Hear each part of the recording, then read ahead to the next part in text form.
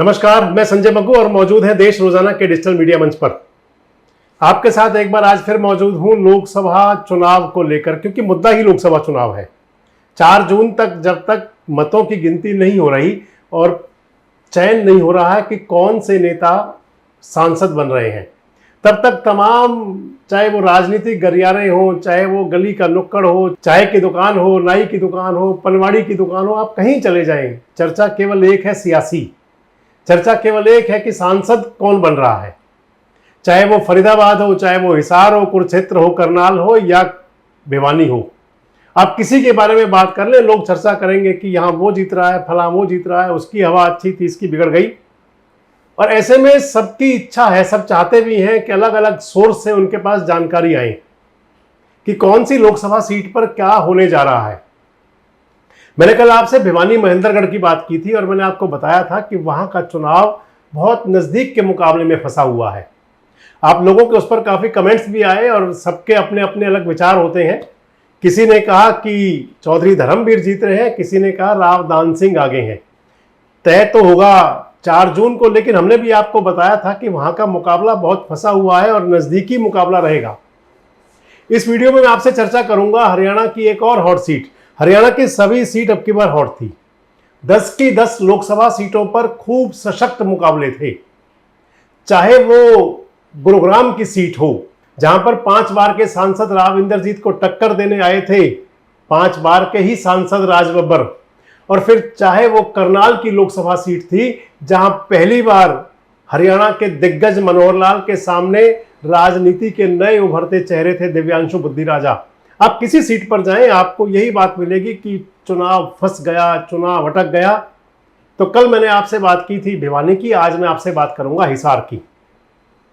Hisar Lok Sabha seat दोस्तों पिछले लगभग 2 दशक से कांग्रेस के हाथों से दूर चल रही है। हिसार लोकसभा सीट ऐसी है कि जहां पर 2019 के चुनाव में जहां 9 विधायक हैं, कांग्रेस का मात्र 1 विधायक बना था, 4 जननायक जनता पार्टी के बने थे, 4 बीजेपी के बने थे। लेकिन जो कांग्रेस का 1 विधायक था कुलदीप बिश्नोई, वो भी बीच में उन्होंने कांग्रेस छोड़ दी और अपने बेटे को बीजेपी से विधायक बनवा लिया। यानी कि वो हिसार की लोकसभा, जहां इस समय 5 विधायक भारतीय जनता पार्टी के हैं और 4 विधायक वहां पर जननायक जनता पार्टी के हैं। लेकिन इस चुनाव के अंदर जो मैंने आपको बताया कि पिछले 2 दशक से लगभग कांग्रेस वहां पर लोकसभा की सत्ता से, लोकसभा की ताकत से दूर चली जा रही थी। इस चुनाव में क्या कांग्रेस वहां कम बैक कर सकती है, इस बात को लेकर बहुत ज्यादा दोस्तों लोगों के अंदर चर्चा का विषय है कि क्या कांग्रेस कम बैक कर सकती है या कांग्रेस रनर अप रह सकती है। यहां जो मुख्य मुकाबला था वो था रणजीत सिंह चौटाला बीजेपी के कैंडिडेट और जेपी जयप्रकाश कांग्रेस के कैंडिडेट। इस चुनाव के अंदर, खासकर हिसार के चुनाव में, बड़ा दिलचस्प मामला यूं भी था कि यहां पर 2 देवरानी जेठानी भी आमने सामने थी, नैना और सुनैना चौटाला। तो पहले तो मैं आपको यह बता दूं कि नैना और सुनैना चौटाला जो चौधरी देवीलाल की परिवार की पॉलिटिकल पार्टी से चुनाव मैदान में थी,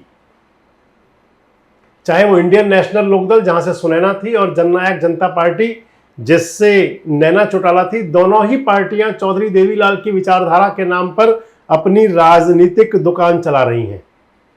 राजनीतिक दुकान, आप बुरा ना मानिएगा, आज पॉलिटिकल पार्टीज राजनीतिक दुकान बनकर ही रह गई हैं। खैर, चौधरी देवीलाल की विचारधारा के नाम पर वोट तो सभी कैंडिडेट मांग रहे थे। रणजीत सिंह चौटाला भी चौधरी देवीलाल के बेटे हैं और दूसरी तरफ जो जेपी कांग्रेस के कैंडिडेट, वो भी चौधरी देवीलाल की पाठशाला के विद्यार्थी हैं। जब चौधरी देवीलाल देश के उप प्रधानमंत्री थे सरकार में, तो उस समय जयप्रकाश सांसद बन गए थे जेपी, और उस समय वो भी चौधरी देवीलाल के साथ मिनिस्टर हुआ करते थे सेंट्रल गवर्नमेंट के। आपको ध्यान होगा जब हरियाणा के अंदर चौधरी देवीलाल, ओम प्रकाश चौटाला की सरकारें चला करती थी, तो उस समय 1987 से 91 वाला वो दौर, उस समय जेपी यूथ लोकदल, जिसको ग्रीन ब्रिगेड कहते थे, उसके कर्ता धर्ता सर्वे सर्वा होते थे। इसलिए मैं कह रहा हूं कि इस चुनाव के अंदर हिसार में चौधरी देवीलाल की विचारधारा के नाम पर वोट मांगने वाले लोग थे। अब मैं आपको कह रहा था कि क्या कांग्रेस यहां पर कमबैक करेगी या रनर अप रहेगी। उसके पीछे आप यूं मान करके चलें कि यहां पर 2019 में जो सांसद बने ब्रिजेंद्र सिंह भारतीय जनता पार्टी से, 2014 में यहां पर सांसद बने तो वो सांसद बने दुष्यंत चौटाला इंडियन नेशनल लोकदल से। उससे पहले यहां पर सांसद बने एक बार कुलदीप बिश्नोई उपचुनाव जीतकर बने, उससे पहले चौधरी भजन लाल बने, यानी कि कांग्रेस दूर चल रही थी लगातार। और अब जो चुनाव है 2024 का चुनाव है, इस चुनाव के अंदर भले ही कांग्रेस का एक भी विधायक हिसार लोकसभा में नहीं है, लेकिन चुनावी फिजाएं, चुनावी हवाएं ऐसा कह रही हैं कि यहां पर मुकाबला बहुत सशक्त था कांग्रेस और भारतीय जनता पार्टी दोनों पार्टियों के बीच में। सबसे बड़ा मुद्दा जो रहा किसान आंदोलन, जिसको लेकर के चौधरी रणजीत सिंह चौटाला को कई बार गांवों के अंदर लोगों ने घेरा, गांवों में जाने नहीं दिया।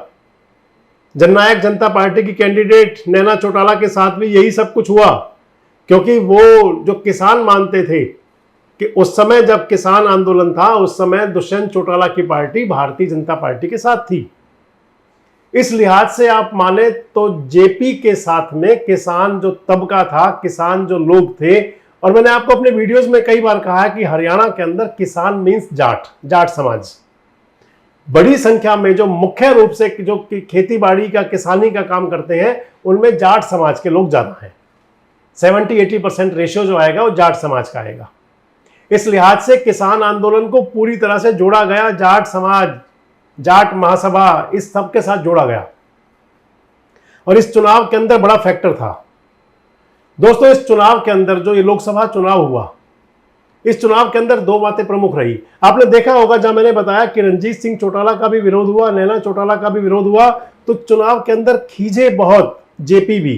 कई ऐसे मौके थे जेपी गुस्सा हो जाते थे, भड़क जाते थे, और उन्होंने डांटा भी लोगों को और कुछ कहा भी, जाने क्या क्या हुआ। मतलब चुनाव में उनका भी पारा खूब ऊपर रहा। वैसे एक तो गर्मी, और दूसरा जो जेपी है वो गरम दल के नेता हैं। जयप्रकाश गरम दल के नेता हैं। मैंने पहले ही बता दिया था, ग्रीन ब्रिगेड से उनकी शुरुआत थी। रणजीत सिंह चौटाला जहां शांत सौम्य रहते हैं, तो वहीं जेपी कड़क और गरम स्वभाव के नेता हैं। जेपी के साथ एक चीज और है, जेपी के पास अपना कैडर है। इस चुनाव के अंदर जेपी को अपने कैडर का भी पूरा फायदा मिला। वो कैडर ऐसा है कि चुनाव के दौरान वो कैडर चुनाव को उठाए रखता है। चुनाव के अंदर सबसे मुख्य हुआ करता है कि आपका टेम्पो डाउन ना हो तो वो टेम्पो को खड़ा रखता है, उठाए रखता है उसको, बिल्कुल चुनावी तंबू तना रहता है। अब मैं आपको बता रहा था कि क्या कांग्रेस कमबैक करेगी और या फिर कांग्रेस रनर अप रहेगी इस चुनाव में भी, क्योंकि पहले तो रनर अप भी नहीं थी, पहले तो तीसरे नंबर पर पहुंच जाती थी। लेकिन अब की बार चुनाव आमने सामने का बिल्कुल रहा बीजेपी और कांग्रेस का। तो मैं आपको बताऊं कि 3 विधानसभा सीट तो ऐसी हैं हिसार लोकसभा के अंदर, जिसमें निश्चित तौर पर कहा जा रहा है कि जेपी आगे हैं।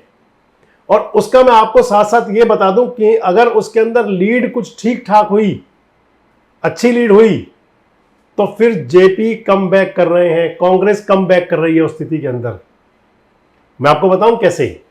उचाना विधानसभा, जहां से दुष्यंत चौटाला आजकल विधायक हैं, नैना चौटाला वहां खूब गई, लोगों ने थोड़ा बहुत समर्थन तो दिया, लेकिन ज्यादातर जगह विरोध दिखता था।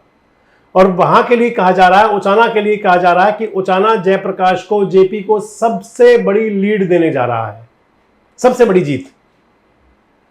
अगली विधानसभा जहां पर जेपी आगे हैं वो है नारनौंद। दादा राम कुमार गौतम वहां से विधायक हैं, जननायक जनता पार्टी के ही हैं, वो भी जेजेपी के ही हैं। हालांकि एक दिन भी जेजेपी वालों की तरफ उन्होंने प्यार से देखा तो नहीं, अपने दुष्यंत चौटाला की तरफ भी नहीं देखा, लेकिन विधायक टेक्निकली तौर पर वो आज भी जेजेपी के हैं। और उस सीट पर, नारनौंद वाली सीट पर, जो चुनाव पिछली बार हारे थे वो थे कैप्टन अभिमन्यु। टिकट मांग रहे थे, भारतीय जनता पार्टी से टिकट नहीं मिला था, चुनाव से लगभग दूरी बनाए रहे थे। और नारनौंद का भी बताया जा रहा है कि मास्टर स्ट्रोक है नारनौंद भी कांग्रेस के लिए, जेपी के लिए। तीसरी सीट विधानसभा की उकलाना, दलित सीट है, एससी रिजर्व सीट है। अनूप धानक यहाँ के विधायक हैं, दुष्यंत चौटाला के बहुत नजदीक हैं, लेकिन उकलाना में भी कहा जा रहा है कि कांग्रेस खूब ठीक ठाक मार्जिन से आगे है। अब वो 2 सीटें जहां पर कि ये माना जा रहा है कि यहां चुनाव का मुकाबला बिल्कुल नजदीक का है, बहुत नजदीक का, बहुत ही नजदीक का। कांग्रेस भी अप हो सकती है और बीजेपी भी अप हो सकती है। वो 2 सीटें हैं एक तो उनके अंदर है बरवाला, बरवाला की विधानसभा सीट, और दूसरी सीट है वहां पर जहां बराबर आ सकते हैं, वो है बवानी खेड़ा। बरवाला से विधायक हैं जोगीराम सिहाग, जेजेपी के हैं वो भी, और बवानी खेड़ा से विधायक हैं भारतीय जनता पार्टी के। भिवानी जिले की सीट है ये, विशंबर वाल्मीकि वहां के विधायक हैं, 2 बार से विधायक है लगातार वो। लेकिन माना ये जा रहा है कि बवानी खेड़ा अब की बार कुछ झुका है कांग्रेस की तरफ लोकसभा चुनाव में, इसलिए मैंने आपको ये 2 सीट बताई, बवानी खेड़ा और दूसरी बरवाला, जहां पर की बिल्कुल नजदीक का मुकाबला है। तो ये 3 सीटें जेपी आ गए और 2 सीटें यहां पर जो मुकाबला नजदीक का। अब जो शहरी सीट है, जो जहां पर आगे माने जा रहे हैं रणजीत सिंह चौटाला, उनके अंदर हिसार विधानसभा सीट है। कमल गुप्ता यहां के विधायक हैं, बीजेपी के मंत्री हैं सरकार में। जिंदल परिवार भी यहां पर आ गया भारतीय जनता पार्टी के अंदर।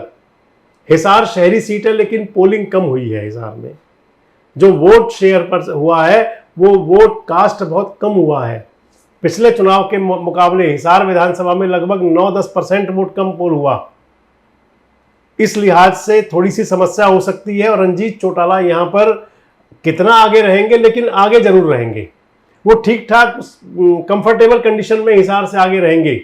लेकिन अगर यहाँ पोलिंग ज्यादा होती तो फिर रणजीत सिंह चौटाला को और ज्यादा फायदा होता। लेकिन ये उदासीनता मानी जा सकती है सरकार के प्रति, कि जिसके लिए लोग मतदान करने ही नहीं आए।